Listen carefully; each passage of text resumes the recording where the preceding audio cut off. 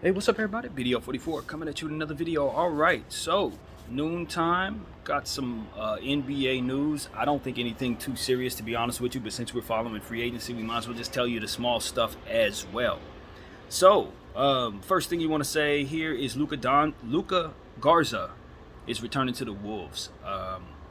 3-point shooting center. I don't know what the framework or the years. I just saw the post when the Timberwolves posted that he was returning. That's literally all I saw, so that's all I got for you. Justin Holiday is going to be playing with the Denver Nuggets this year on a one-year deal. NBA champion, Denver Nuggets. I don't like the moves they're making, y'all. I'm looking at them like Golden State. They're a little too comfortable with their core, a little too comfortable with past championships. Not enough catching up to what's going on. And teams around them are just getting better. That's what it really comes down to. Other teams are getting better. So I'm just curious to see if Denver's going to be able to, first of all, be healthy enough to make it through the season. And second of all, be able to overcome some of these not so wonderful moves they've been having going on this offseason. Like I always say, Strawther better be a hell of a rookie. Because if he's not, it's going to be rough on the Denver Nuggets, in my humble opinion, trying to replace Bruce Brown. All right, so next up, Torrey Craig signed with the Chicago Bulls on a 2-year deal with a player option. The Bulls are trying to stay in contention, and I can't seem to figure out why. They're not beating the top teams. They're not doing anything. Anyway, all right, Mason Plumlee is going to return to the Clippers on a 1-year, $5 million deal. So they keep their center there. I don't really know how much he has left, to be honest with you. I know he's a productive player when he's on, but I ain't seen him be on as of late. For Mason Plumlee, when he was in his prime, what he was good for, in my opinion, was passing the rock, dunking the rock, and that was pretty much what you can expect from him. Sometimes some defense here and there. He was pretty solid defensively, but his athleticism and his ability to make plays for others is really what helps him overcome the fact that he doesn't space the floor, the fact that he's not a good free throw shooter. So I've never been a huge Plumlee fan, but I know what I can get from him, and I think he'll help the Clippers. And I think he'll help mentor guys like Kobe Brown, some of the other guys that they got coming into the locker room this season. So I think the Clippers are an improved basketball club. They brought Russell Westbrook back, and of course are trying to get James Harden right now. And of course, that takes me to my next conversation, even though we have more things to talk about there. New people who want to talk about Dame Lillard, who want to get involved in the Dame Lillard sweepstakes. The Clippers have entered their name into that, as well as the Pelicans, the Celtics, and the Timberwolves. So those are the latest teams that are interested in possibly acquiring the services of Hall of Famer Damian Lillard. And I'm kind of intrigued by the Timberwolves if they can find a way to do that, because the Timberwolves also gave Anthony Edwards the 265-year deal rookie extension. So congratulations to Ant-Man, well deserved. I think we already made a video on that. But if we didn't, definitely want to say that is well deserved. I think he thoroughly earned that money. And Corey Joe is headed to the GSWs, Golden State Warriors. Corey Joseph on a 1-year deal. I'm telling y'all, the Golden State Warriors, they are top heavy, and that top ain't all that heavy itself. I don't think they're going to be good. The moves they made, just like Denver, subpar. And the Pelicans are signing Cody Zeller to a 1-year, $3 million deal. I don't know how much they're going to get out of Cody this year, man. He's starting to age. Not too many high hopes there that he's going to be replacing Jackson Hayes, who's going to be with my LA Lakers, for which we are very excited about. Speaking of the Lakers, we're going to be playing our first Summer League game in about 3 hours from now. Very excited about that. And what else? Is there something else? Nah, I don't think that's for us. I don't think that's one of the notes for this video, but that is the news pretty much, catching us up so far on what's going on in the NBA. And honestly, I'm just waiting on the trades. It's Dame and it's James. That's what it's about. Will they end up on the same team? I don't think anybody sees that coming, but I don't think that that's too crazy for a team. Some of these teams out here trying to do certain things. Houston Rockets, I could totally see them doing something crazy like that, giving away all their kids to get Dame and James. and just going forward with Dame, James, and whoever they allow to keep after that, which I don't think would be very much. But I don't think that's too crazy. Them going after Fred VanVleet, why don't they just go after the three guards? They were the first team to do the no center thing. I mean, they traded away Clint Capella and left themselves with Chris Paul and James Harden with no help. So I don't see why that would be too crazy for them to go after Dame Lillard and Fred VanVleet and James Harden and just deplete themselves of all the assets they have. I don't see why they wouldn't. Stupid as they've been doing, the things that they've been doing has been just as dumb as that. They might as well just see it all the way through. So, yeah, that's something I don't actually think will happen. But they don't be surprised if they go after one of them. Don't be surprised if they land James Harden because they have the assets to do it. And they still don't necessarily make any sense right now in terms of their rosters. We talked about a lot last night. The Houston Rockets just look silly to me. So, yeah, we'll see what they do. Hopefully they free Amen Thompson, get him out of there, get him to a team that can allow him to just have the ball in his hands early. Heck, I wouldn't mind if they trade him for Cade Cunningham, let him play with his brother. Because honestly, even though that's not necessarily a straight-up trade, Cade Cunningham is in theory a much more fluid player today. But the upside of Amen Thompson probably is the same upside as Cade Cunningham, probably the same. If they were to be drafted today, I'm taking Amen over Cade, put it like that. So it's not like that's crazy. I personally think they need to trade Cade before they start finding out that these injury issues are going to continue to reoccur. It's still jury's out, and while the jury's out, I'm cashing out. But that's how I think. I'm just a little different when I know a guy's not athletic to begin with, and I know he's not necessarily turned into what I drafted him to be, and I just got it. Azur Thompson, I want the other one. I want the other one now, and I know Cade can get me him. So I don't know if Detroit's thinking that way. Probably not based on spacing because they already got shooting issues in theory. Although they picked up Joe Harris. Those are small deals. Joe Harris and Monte Morris. I actually don't hate those deals. Can I be honest with people about the Detroit deals? They're slight. They're not going to blow your socks off. But picking up a guy like Joe Harris when he's healthy, when you need shooting, is good. And picking up a guy like Monte Morris, who's an unassuming but solid point guard who can really do some combo things in limited minutes. When I think of a guy like Monte Morris' stat line, I'm thinking he's going to give me six, and forgive me, God, 6. That's what I'm getting out of him. 6.6 rebounds and 6 assists on a good night of 20 minutes. That's probably what I'm expecting out of Monte Morris. That's good production.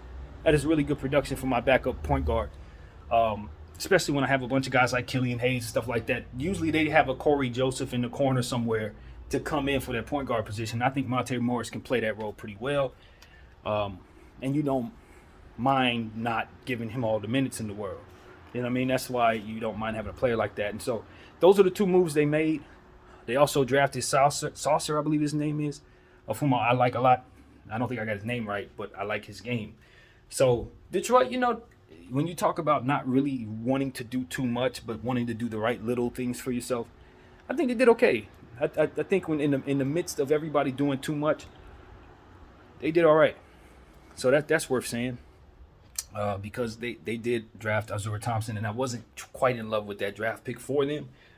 But not doing too much in free agency and allowing yourself roster spots to allow these kids to develop, I think is what it's all about for them. So, yeah, I would like the Detroit Pistons a hell of a lot if they made a trade with the Houston Rockets and brought themselves the other Thompson twin.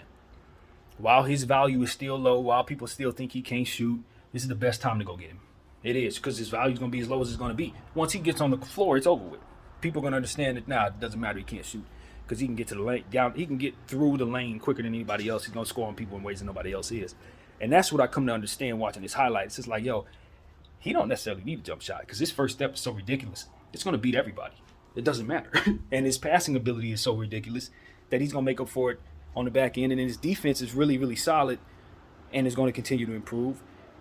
And so I don't look at Amen is a guy who's going to take very long to turn into a star. I don't think that at all. He's going to be what people want Ben Simmons to be.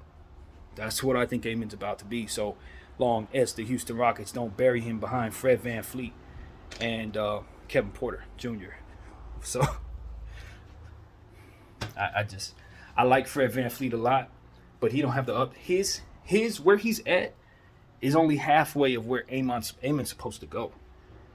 Like, with all due respect, Amon's supposed to be a guy who ends up with the 260 bag. When it's all said and done, if he has a good couple years, that's what Rocket's supposed to be paying him.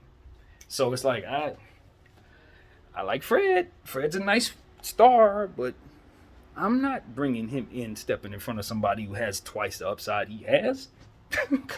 What does that even mean? What are we talking about? Only the Houston Rockets will do that, man. And maybe the Knicks. The Knicks probably do it too. But yeah, man, I'm not impressed with none of these teams. The Knicks need to trade people, man. Can I be honest with you? They're not too far away from where Chicago's at. They ain't too far away from Golden State. All these teams that we're getting on their case for not doing nothing, calling themselves contenders when we really know they're not very good. The Knicks, yeah. But the Knicks have the talent. They still got they got the picks. So I know they can invest in themselves a bit more to become a bit more who they need to be. But for me, the R.J. Barrett contract needs to go. The Julius Randle contract needs to go. Obviously, the Evan Fournier contract needs to go. You know what I'm saying? Like, these are things that they lean on that I think needs to get the hell out of there. They need to give Grimes more of a role. Obviously, Brunson is a mainstay. You don't want to move him. I like Josh Hart in the fold. I even like Dante DiVincenzo now that they got him. But some of that other stuff that they lean on so much, gotta go.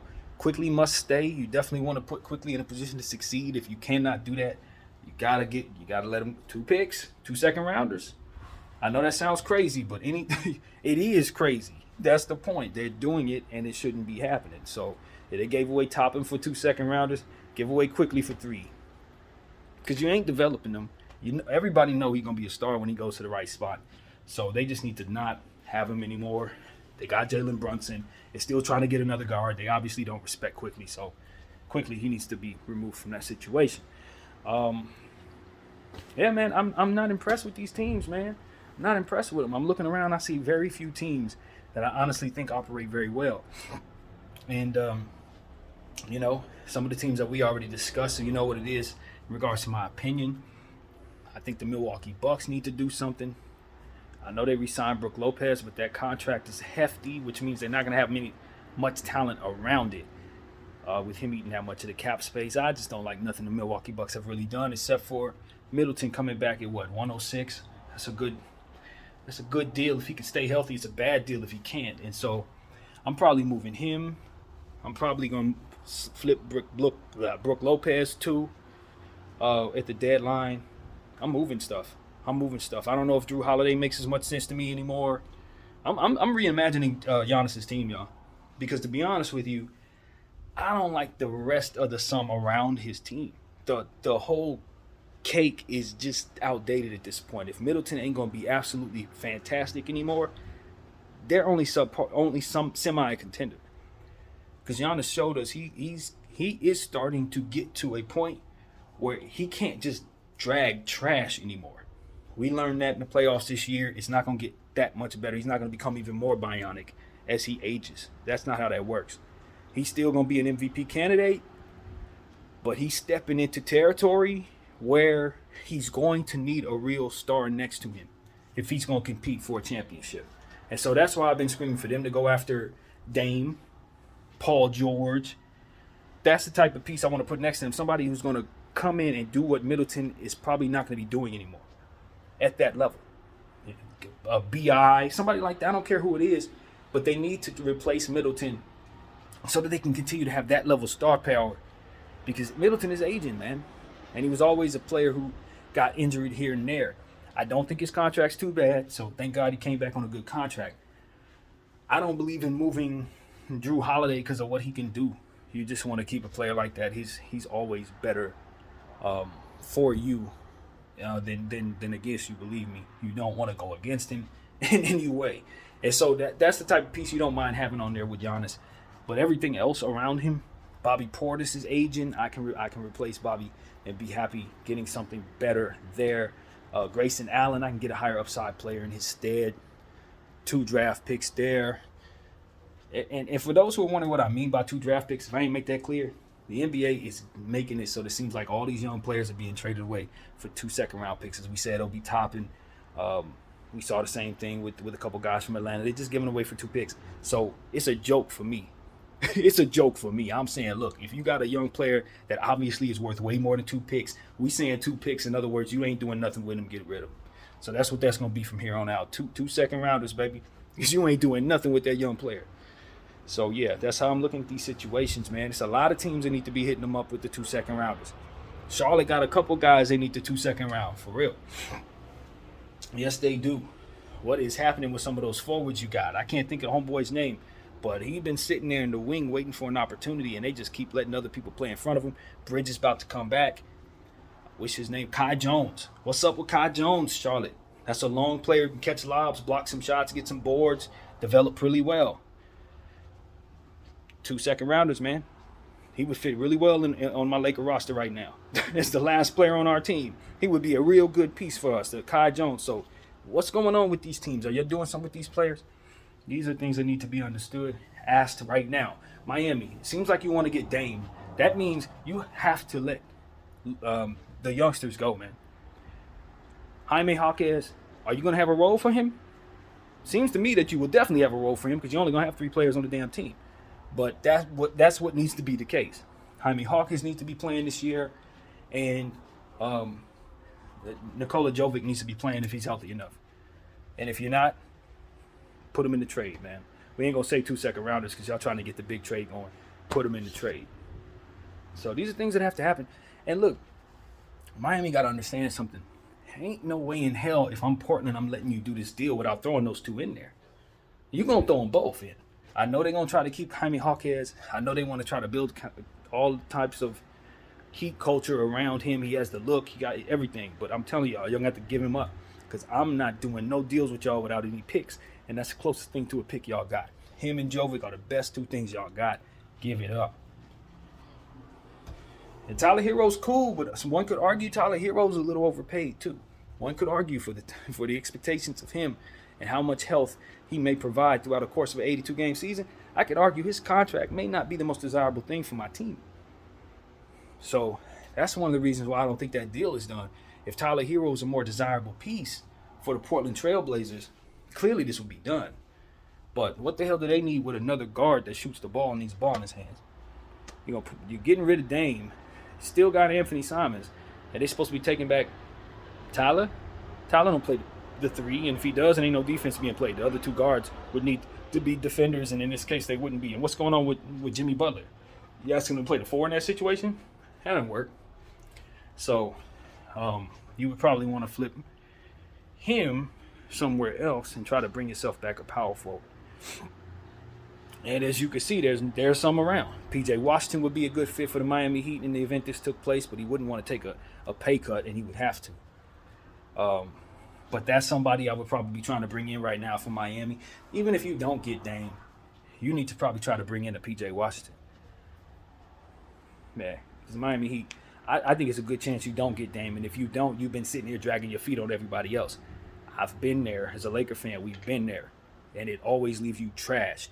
This is why you never let that happen. If free agent ain't coming or whatever, you better get on top of the ones who are. Because if you don't, they go fast.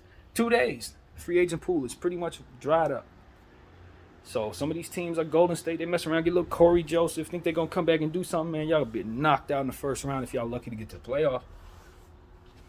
Teams like OKC are stepping up, so what are you going to do? You're going to be stepping out. So this is what we're talking about, man. I'm looking at some of these teams. They think they coming back. They think they're going to be in contention this year. I'm telling you. Teams like San Antonio are stepping forward. New Orleans got some pieces. I expect Zion to be back. They're stepping forward. The Lakers are just as good. I don't expect us to step down. Sacramento's still strong. Phoenix is going to contend so long as nothing catastrophic happens with those players.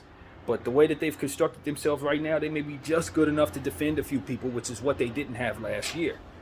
And so that, I think, could get them over the hump so long as those shooters are shooting like themselves. KD, Booker, and Bradley Beal. If they have their own if they have a season like themselves, that's going to be a very, very lethal basketball team. So I'm higher on them now that I've seen what they've put together.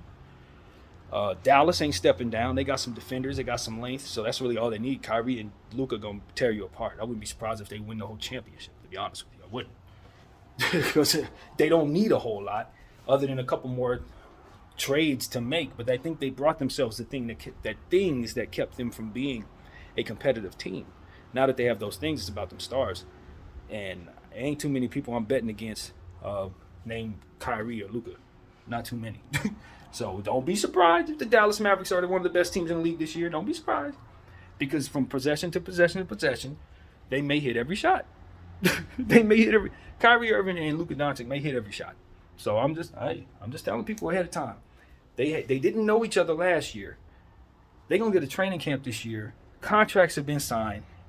Luka Doncic ain't gonna come in as unhappy as he was last year because there was too much uncertainty going on, and the team was trash. He got a real running mate now, and that running mate is ready to roll. I don't think Kyrie Irving is looking to be traded or nothing like that. I don't think nothing funny is going to really be going on right now. I think he's going to play basketball.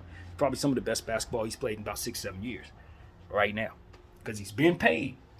And a lot of probably what's been going on that's frustrating is the fact that things weren't working out in that way. That's taken care of. He got 3 years secure in this league, and now ain't nothing else to do but play ball. And so I think we're going to see an all-star level Kyrie Irving this year. I really do. Unless there's injury, I don't think there's anything in the way of him dominating this basketball floor. So, yeah, that's what I'm telling people, man. I think Dallas is going to probably be a top 8 team. You know, I don't know how far up they go, but this is how you got to look at it now based on what we've seen last year. You want to be in the mix of the 8 teams. Where you land amongst them 8 teams, it may only be 3 games between 1 and 8 this year, just like it was last year. So, if you happen to only win 38 games, who cares? Because as long as you find yourself in the playoff hunt, that's kind of the aim. And then you best believe it's going to be about 9 other teams that also have 38 wins. You see what I'm saying? So it's like, if you're judging yourself and you're not happy because you didn't get a number of wins that you thought you were going to get this season, throw that out the window. Because some of the most competitive teams are probably only going to have like 48 wins at the end of the season. I'll be surprised if anybody other than the top team gets over 50. It's just that type of parity in the Western Conference. In the East, I don't know about the East. I don't know about the East. I don't think the East is even defined yet. I don't think it's defined yet. I hear the Atlanta Hawks have been talking to the Toronto Raptors about picking up Pascal Siakam. Depending on who's going out, that could be interesting. That's what it really comes down to. Depending on who's going out. If the Hawks are going to have the same rotations, basically, and bring Pascal Siakam to the same situation that Collins was in, if they don't remove enough of the right stuff, they're just going to have him in the same situation Collins was in. So, I'll tell you right now, as bad as I need a point guard if I'm Toronto, there's no way in hell I'm moving anything I got without you sending me either Trae Young or DeJounte Murray. If we ain't talking about Trae Young or DeJounte Murray or Kobe Buffkin, I'm not interested. Because the Toronto Raptors need one of those 3 players. I'm telling you right now. And you don't need all 3 of them. So if you're trying to take an all-star Pascal Siakam, you for sure going to give me an all-star one of them 2 dudes. For sure. So I'm just putting that out there. I ain't heard nothing about what Atlanta's willing to do. I ain't heard nothing about Toronto in regards to that. But I'm telling you, if I'm Masai Ujiri, DeJounte Murray's going to probably be a Toronto Raptor. Just being honest. Because I done already lost an all-star in Fred VanVleet. And we got Dennis Schroeder starting. Or Scotty Barnes, who's like 6'10", trying to run point guard. Now, I think Scotty's going to be a very good ball handler. But that historically is not a great thing in general. When you got to do that big running your offense that often, nah. Tall, that's a whole nother story. But big and kind of clunky, nah. And he's taking on all of the responsibilities on the defensive end as well. Because he's probably your best defender as well. Hell no, I don't like none of that. Although I did read somewhere that OG Anunoby said he wants more ball handling duties in Toronto. Salute the Kobe minute. So for me, maybe that's a solution. You don't have to lean on Dennis Schroeder to be a point guard. Maybe you just put the ball in OG's hands. I kind of like that, but I've never seen him ball handle very much myself personally because he hasn't had those opportunities. So I don't know if you hit the ball in his hands, tell him to be a point guard, and just run with it. I don't know how he would do in that situation. Who knows? But now that you got Grady, you know he's going to be a lethal shooter out there. And I like that idea, but you got to get the right people getting him the ball. Scotty can do it. I'm telling y'all, Scotty Barnes is a fantastic passer. So I'm not telling you he can't facilitate from that position. He probably will either way. But I would feel a lot better if they had another point guard in place. A real one, a tall one who plays defense. DeJounte Murray would fit the bill very well. Now, I don't know if he want to move to Toronto. I don't know if he want to move there. But They need a point guard as bad as anybody. They do, and so does the Utah Jazz. And we talk about the Utah Jazz because they have so many picks, so much ammo from the Rudy Gobert trade and from their own situation for which they didn't mortgage. So they probably have the ability to win any trade that they're in. Any type of sweepstakes they're going for, I think the Utah Jazz are as competitive as any team in the league. So the question is, do they want THT to play point guard? It's the same type of thing as Toronto. They don't have a point guard, but they do have a guy who wants to be a point guard, who probably, if you let him be the point guard, you can get away with it. THT had some phenomenal games last year. His upside is crazy. I'm telling you right now, as a Laker fan, the NBA champion's upside is good. But I don't feel comfortable with him being my point guard. Maybe it's because I had him as a rook and saw him at his worst most of the time. He's not quite there. He's a combo guy who likely is going to become like some type of Brownish type of player where he's looking to assist, rebound, and score all day with power at the rim constantly. That's what he's going to develop into. But do I want him to be the point guard of a high-powered offense? I don't think so. I think I would rather DeJounte Murray, Trae Young, somebody like that, Dame Lillard. That's who I would like to be the point guard of the Utah Jazz if I had a choice of what it is I think may be possible for them. James Harden as well. I think he would be very good, although I don't think I want to acquire his contract for Utah for their situation. I don't think I want to invest in him like that. But Dame Lillard, I would feel a lot better about investing in, and I would still have picks and players and all types of stuff, unlike most of the teams that Dame is likely going to be going to if he gets what he wants. This is why I say, man, sometimes it's not about the destination, it's about the war chest or what the team has that will determine whether or not you're going to enjoy yourself there. Because a guy like Dame Lillard's got $1 billion probably. It's nothing that he can't bring to him. He can make Miami feel like Oakland or whatever he wants it to feel like. You know what I mean? He can make Utah feel like Miami. But the point is whether or not your team going to be any damn good, whether or not you're going to be wasting your time and risking injury for a team that can't do nothing. You might as well stay in Portland and just put up with whatever the hell they're giving you. So if I'm him, that's what I'm thinking, man. I'm thinking San Antonio. I'm thinking Utah. I'm thinking the New York Knicks, although I don't like the moves they're making. They have the ability to make a trade for me while still having stuff left over. Minnesota, absolutely not. Absolutely not. Miami, absolutely not. The Clippers, absolutely not. All these teams gave away too much to where if they get me, we stuck. And Dame better know that. Better know that. These teams that ain't got no damn cap space, once you get there, you basically stuck there. Because they ain't going to be able to make a trade to get rid of you. Just like Bradley Beal. He may not know it now, but he's stuck in Phoenix. Yes. Yes, he is. No trade clause or not. Nobody's going to want a no trade clause contract, bro. That's the problem. So luckily Dame doesn't have one of those, but nevertheless, he's on a price tag. It makes it tough to build around him. So if I were him, I'd probably be looking at other teams like Philadelphia. I don't know Philly's pick situation. They may have mortgage picks in the past to get a guy like Butler or something. Who knows if what they have in their war chest right now.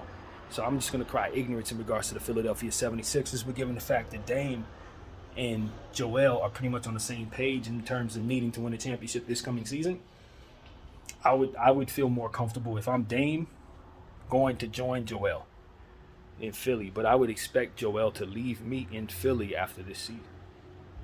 I would tell Dame to expect that. Not necessarily because there's anything showing us that. It's just because Philly's Philly and it's time to go if I'm Joel. It's time to go. So, yeah, I don't expect him to be there much longer unless they win that championship. So Dame needs to be very careful not to go somewhere where he's going to be left there. Because that's a real thing, bro.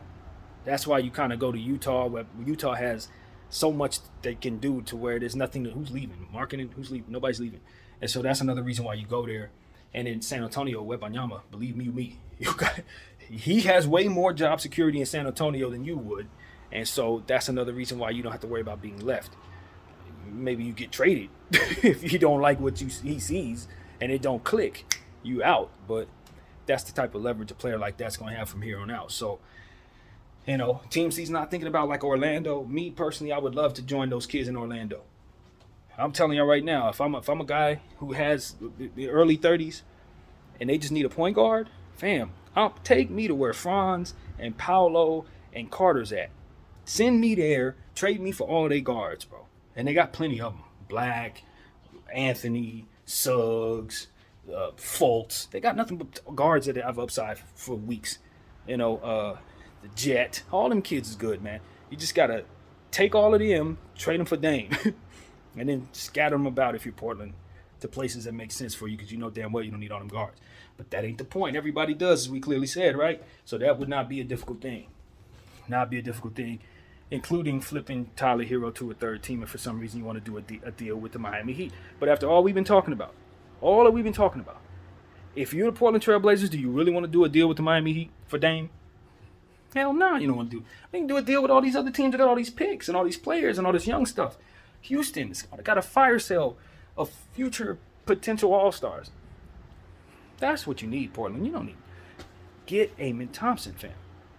And I don't know that Amen Thompson and Scoot Henderson are the best fit, but Amen Thompson, Shaedon Sharpe, and Scoot Henderson are three of the best athletes ever put together if you put them together. Just like Cam Whitmore and Jalen Green and Amen Thompson and Martin would have been the best athletes put together, except for the fact that they wanted Fred VanVleet and Dillon Brooks instead, which is going to always go down as a Rudy Gobert-like decision in my mind. It's like trading Zubats to the Clippers for a player that you're not going to keep past this weekend. These are the type of things that looks like to me. So that's what I want to say, man. I'm going to continue to bash that, just like every other talking head is going to continue to bash that, because there's nothing good about it at all. It's just a bad decision made by a bad owner. I just tell the truth. So, yeah, that's what I'm seeing there, man. Curious about the Clippers, if they're going to land James Harden. If you are Philadelphia, do you really want to do a deal with the Clippers after all we've been talking about? No. That's the point. No, the Clippers don't have the best deal for James Harden either. So, look, Miami, Clippers, y'all have got to get y'all war chest together as we talk about every day. Get y'all little garden together as we talk about the young players so that teams can actually go there, man, so that owners of other teams can look at you and say, I can do a deal with them for their star. I can do a deal giving them so-and-so or whatever because I'm going to take back something that was worth a damn for me.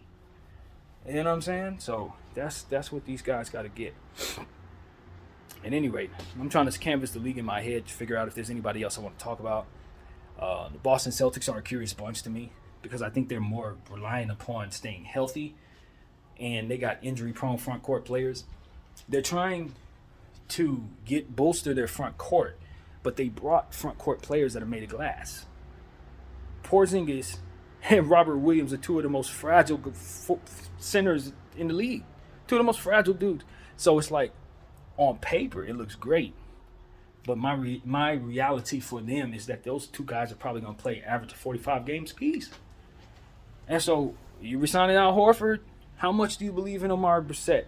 Or should you not be a team trying to make another trade to get another player in a good rotation in that forward position? Because I'm telling you, I don't think those guys are going to stay healthy. You already gave away Marcus Smart. Don't underestimate how much help he provided you in every area possible. I don't know, man. I think the Celtics could be one of the best teams in the Eastern Conference, but I don't think you can trust them. Stay healthy. That front court is going to fall out. They're going to be playing small ball in no time. What's up with Peyton Pritchard? 2 picks. Come on. Stop playing around, Boston. Peyton Pritchard is too good of a player to be sitting, waiting. You move Marcus Smart. Brogdon's forearm is all messed up. This should be the year Peyton Pritchard gets some opportunities here. If not, 2 picks, second rounders. You know what I'm saying? Seriously. Crap will get off the pot.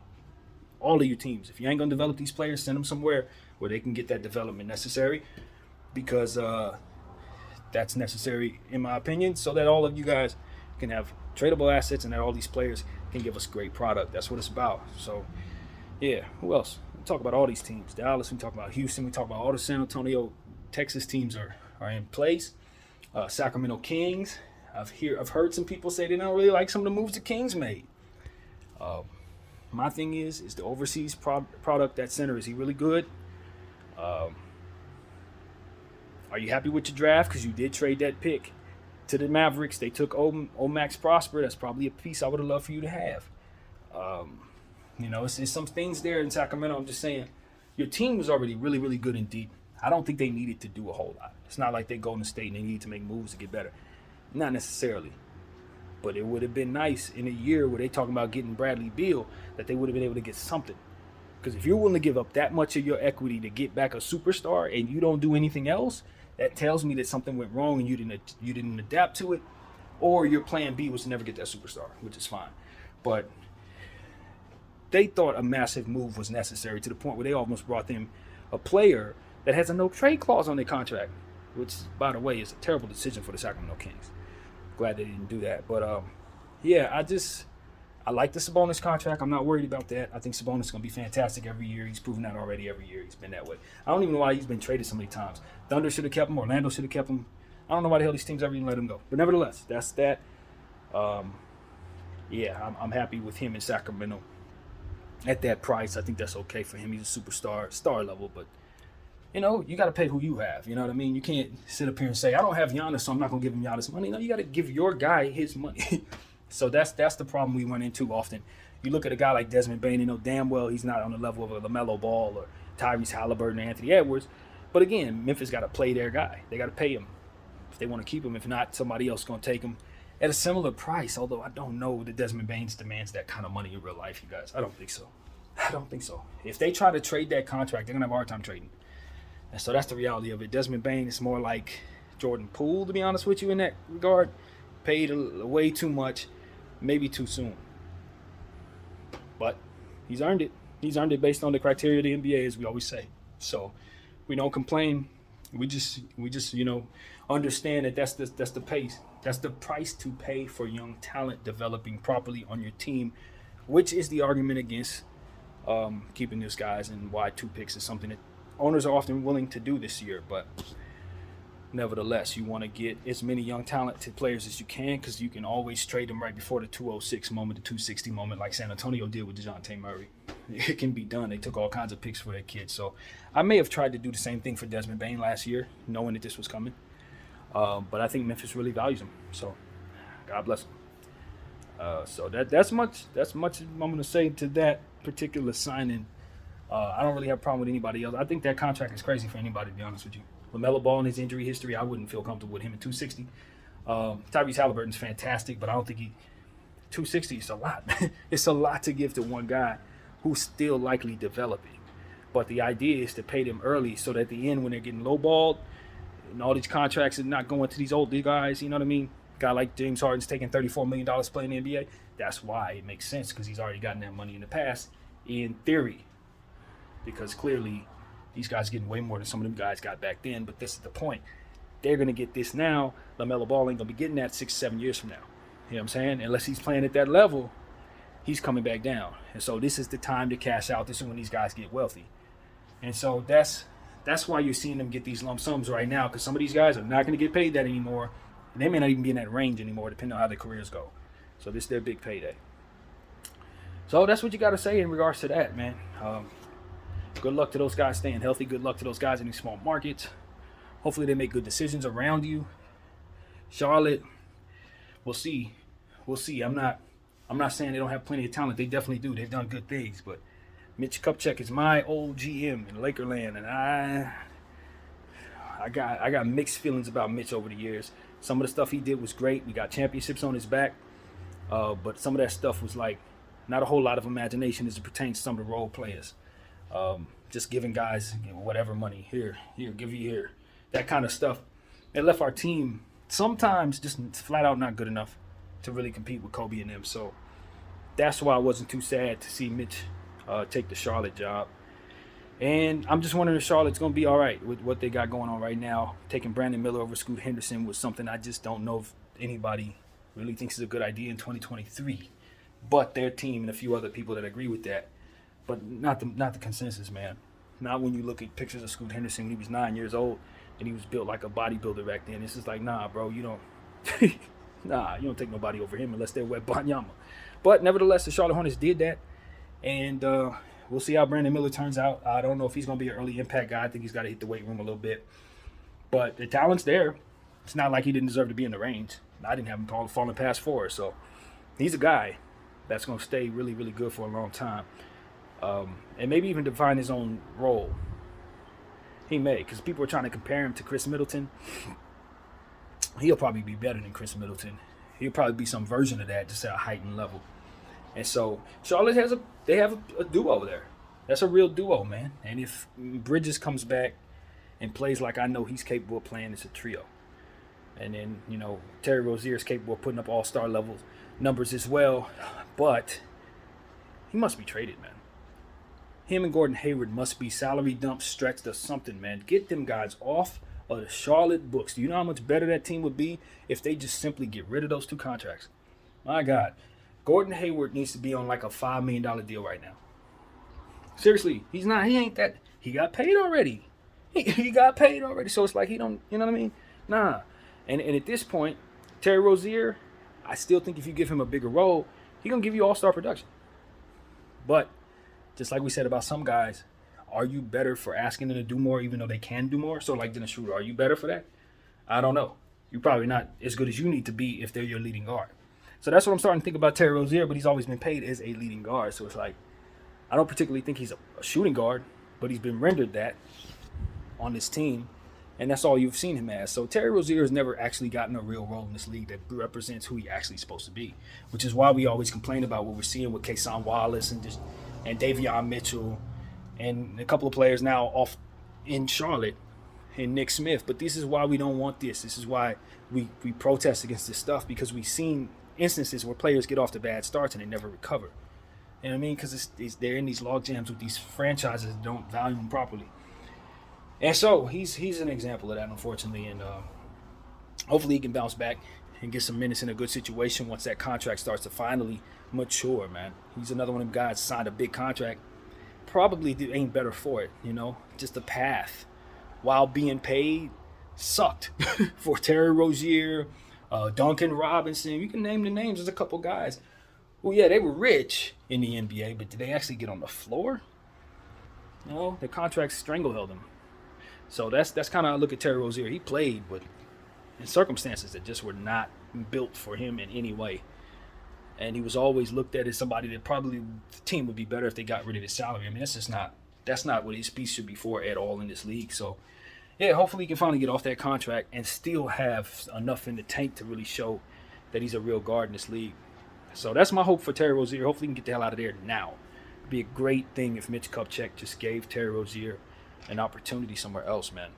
But that contract, nobody wants it. So that's pretty much how that goes, man. That is it. That is really all I have to say. I thank everybody for rocking with BDF 44, and I'm out.